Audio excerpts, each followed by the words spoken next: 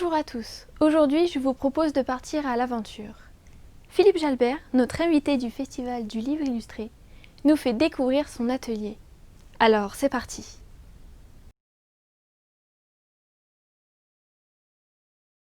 Bonjour Philippe Jalbert, merci de nous accueillir en virtuel dans votre atelier. Pourriez-vous nous faire une petite visite? Bonjour, bienvenue dans mon atelier. Alors, comme vous pouvez le voir, c'est pas vraiment rangé. Je suis en train de faire un livre, mon nouveau livre qui sortira à l'automne. Et quand j'aurai fini le livre, bah là, je rangerai. Ça fait 3 mois, plus de 3 mois que je suis sur les dessins de cet album-là. C'est un album qui ça va s'appeler Bambi.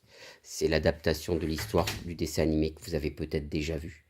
Et donc voilà, je vous montrerai un peu mieux les dessins plus tard. Alors pour vous faire visiter l'atelier, vous voyez c'est une pièce qui est en dehors de notre maison, de notre grange. Et il y a plusieurs bureaux. Un bureau où je dessine avec ma table lumineuse. Un autre bureau où là aussi je dessine mais différemment sur des formats plus petits. Là, c'est le petit bureau de notre fille qui vient elle aussi faire ses dessins. Donc, vous voyez, elle travaille ici sur ses dessins. Et là, c'est mon bureau avec mes ordinateurs. Enfin, mon ordinateur, ma tablette graphique qui est en train de s'allumer, un autre écran, et de quoi imprimer, de quoi scanner les images. C'est là-dessus que je fais beaucoup de mise en couleur de mes livres. Et je dessine aussi des livres parce que vous voyez sur cette tablette, il y a un stylet, c'est un crayon, avec lequel je dessine directement euh, sur l'écran. Et à partir de là, bah, je peux faire des livres. Voilà, là vous avez donc un aperçu de mon atelier et de ma méthode de rangement qui n'en est pas une. Merci. Sans indiscrétion, dans quelle région êtes-vous? Alors, ce n'est pas exactement la vue de mon bureau, c'est la vue de notre maison. Mais pour mon bureau, mon atelier, j'ai choisi la vue la plus désagréable parce que je ne regarde pas par la fenêtre, je regarde des murs. Donc voilà la vue que nous avons le matin en nous levant. Et on habite donc à la campagne dans ce qui s'appelle le département du Lot-et-Garonne. C'est dans le sud-ouest, c'est entre Toulouse et Bordeaux. Pour situer, on est à peu près à mi-chemin entre Toulouse et Bordeaux, en pleine Cambrousse. Parmi tous les objets de cette pièce, en avez-vous un fétiche?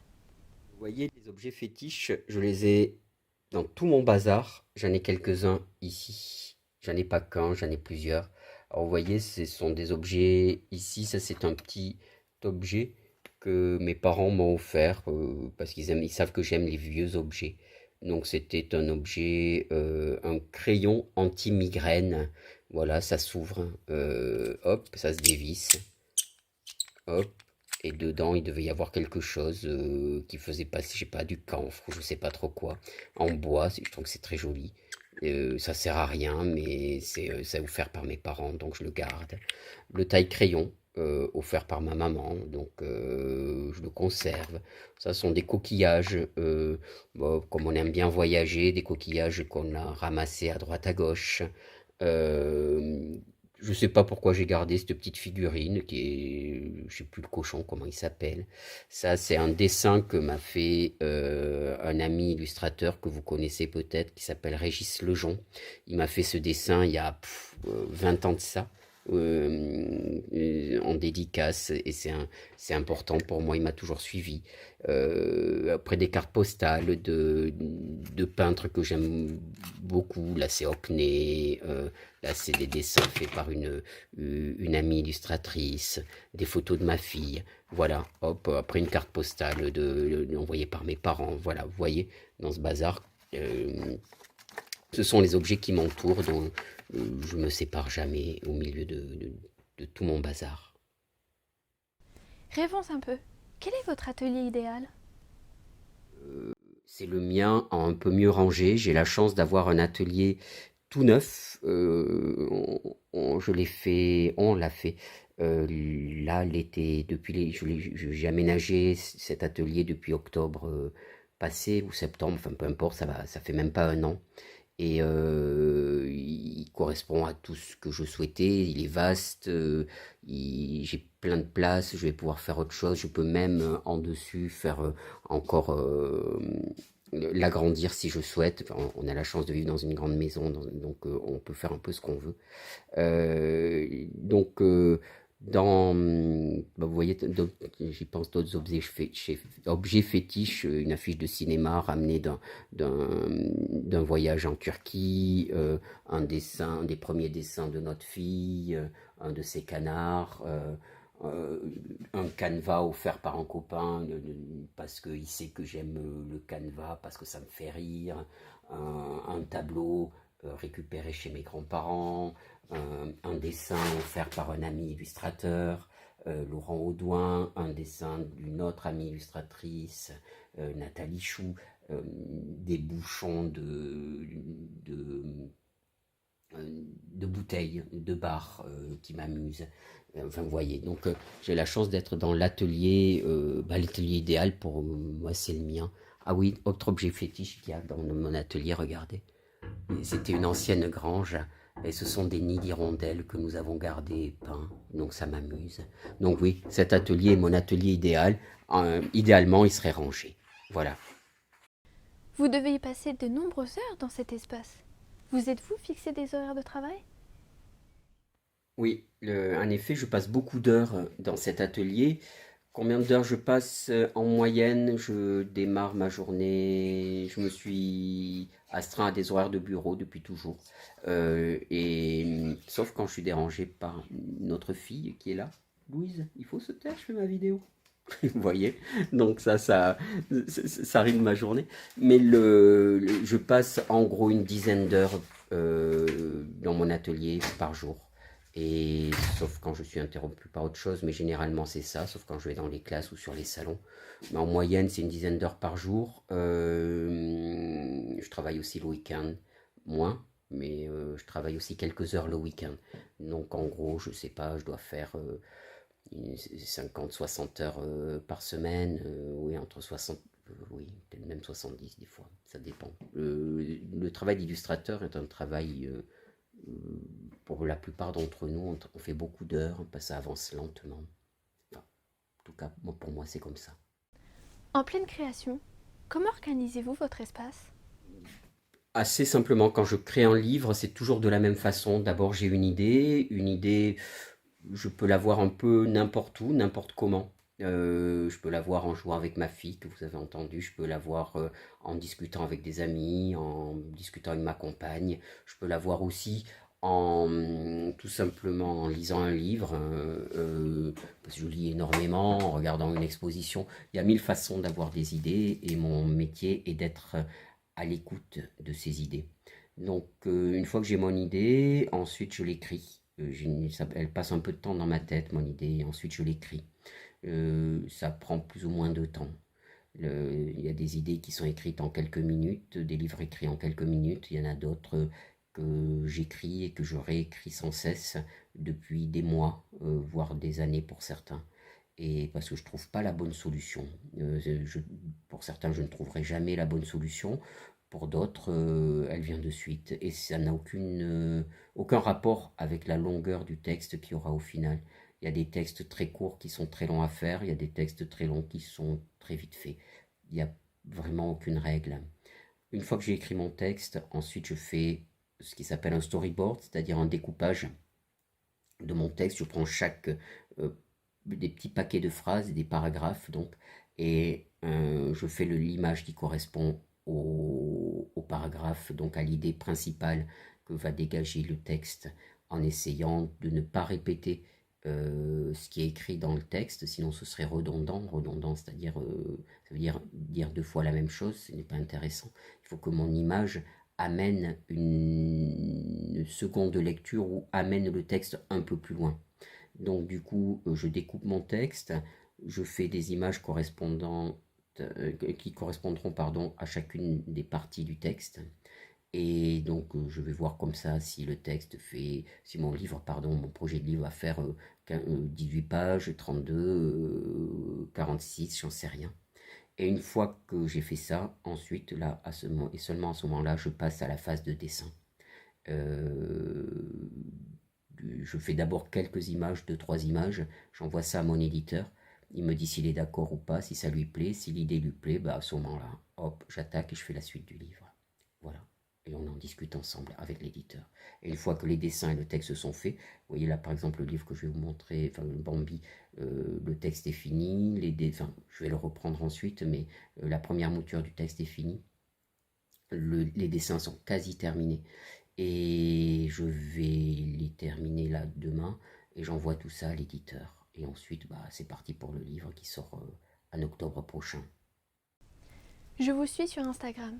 J'adore vos illustrations et je suis curieuse de connaître vos techniques de travail. Je n'en ai pas vraiment une en particulier, j'en ai plein. Là, par exemple, en ce moment, j'adapte ma technique de travail au projet en cours. En ce moment, je travaille sur un livre qui s'appelle donc Bambi, comme je vous le disais. Et pour faire ce livre-là, pour faire des dessins comme celui-ci, par exemple, hop, je vais vous avancer ici. Pour faire des dessins comme ceux-là, qui sont des dessins qui me prennent en gros 3 ou 4 jours, parce que c'est très long, c'est des couches, c'est fait au crayon. Ce sont des couches superposées de crayons de plus en plus gras. Et la taille de la feuille, c'est un format raisin, donc c'est un grand format, donc ça demande beaucoup de temps. Et pour faire un dessin comme celui-ci, donc c'est à peu près 4 jours, d'abord je fais un crayonné que je fais sur ma tablette graphique, donc je le dessine ici. Je vais le mettre sur ma tablette graphique, hop, hop, là voilà, donc je fais mon crayonné sur mon ordinateur. Parce que pourquoi sur l'ordinateur mon crayonné? Parce que c'est plus facile de revenir, de gommer, d'agrandir. Je m'aperçois que le dessin est trop petit, hop, j'agrandis, je réduis. Enfin, c'est beaucoup plus souple que le papier. C'est des habitudes, hein, c'est pour moi. Hein. Un autre auteur, un autre illustrateur vous dira peut-être l'inverse. Une fois que mon dessin est fait, je l'imprime. Donc j'ai une imprimante A3 et je l'imprime en deux morceaux. Je fais moitié-moitié. Et hop, je vais vous amener sur mon autre bureau. Ensuite, une fois que mon dessin est fait, vous voyez, là, je l'imprime, je colle les deux parties de mon dessin. Par exemple, là, vous voyez dans mon bazar, c'est le côté positif du bazar, il y en a plein. Vous voyez, il est en deux parties, mon dessin. Hop, je le collé par du scotch. Et là, c'est un autre crayonné, là, hein, que vous voyez ici. Je le colle à l'arrière, pardon, de ma feuille blanche. Et ensuite, par transparence, j'allume ma table lumineuse, hop, et par transparence, je reprends mon dessin. Vous voyez, je reprends mon dessin en utilisant la table lumineuse, et c'est ça qui est assez laborieux.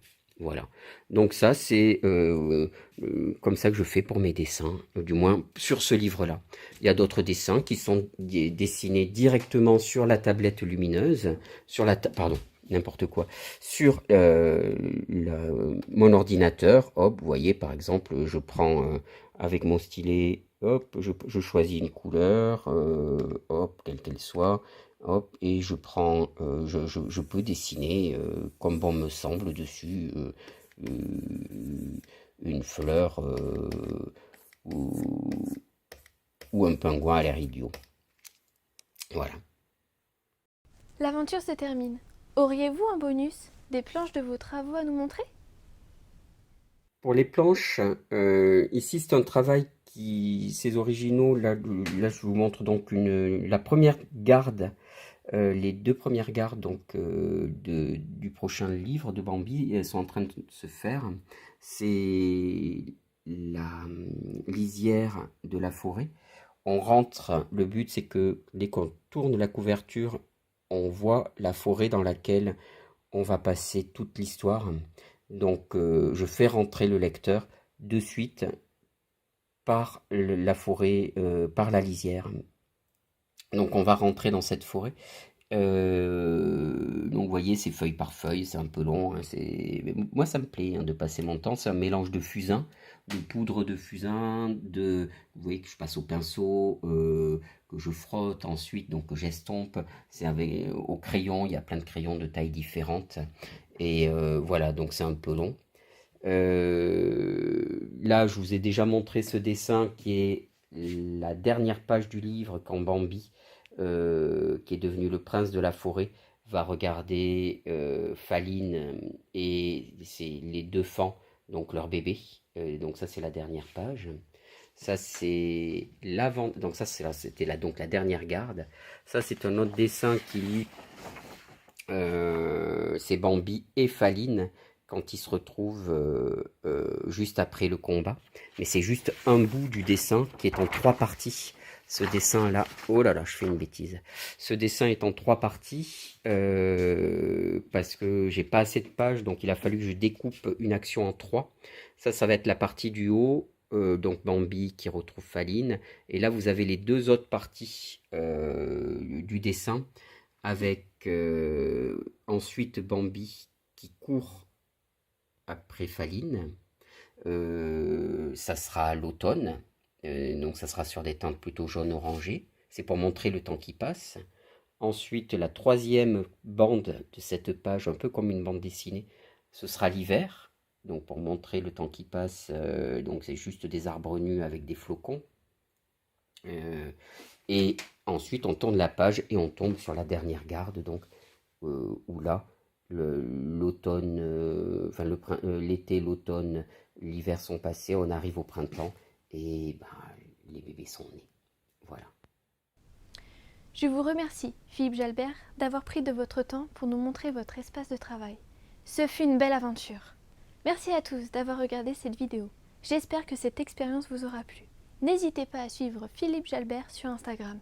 Je vous souhaite un bon festival. À très bientôt.